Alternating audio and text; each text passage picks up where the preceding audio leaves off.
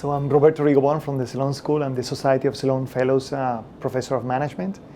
My research mostly is about two things. I work on international economics and trying to understand how financial crises propagate from one country to the other, why they happen and what we can do to avoid them. And my second line of research is how to measure economics, especially the macroeconomics, better. So I have a very big project called the Billion Prices Project, where we compute daily inflation rates for about 20 countries. We're starting a new one, which is about computing relative prices around the world.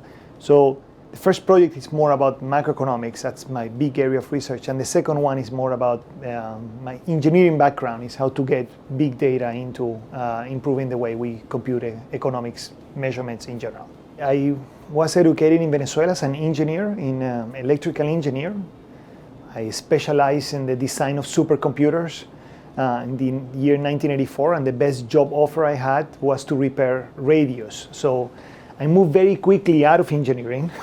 So I moved toward management and did an MBA in Venezuela, and then worked for a couple of years in the Minister of Finance in Venezuela, and that's the time when I actually met economics, and I fell in love with economics, came to MIT, did my PhD, and have been at MIT since that time, so it's almost 23 years now.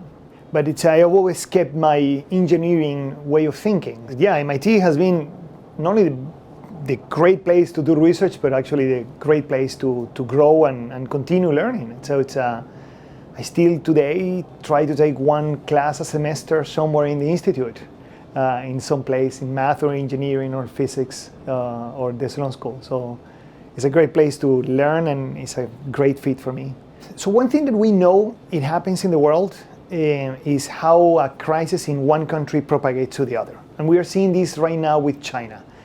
China is having problems, and that is affecting the whole world. Contagion is a part of international economics, that study of why this happens and in which channel it happens. So for example, you can imagine that if China has a problem, then trading partners with China, suppliers that sell to China, will also have problems because sales will go down.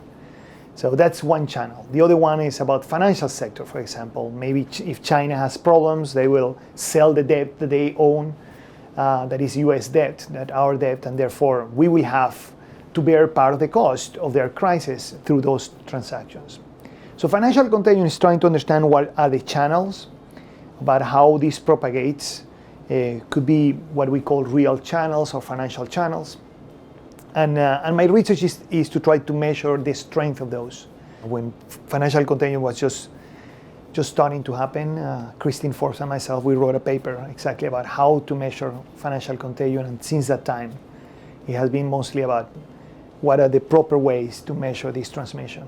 So I think that in almost every crisis that has happened since the last 20 years, I have been somehow measuring and trying to understand why it propagates or why it doesn't propagate. There are some crises that actually propagate very little.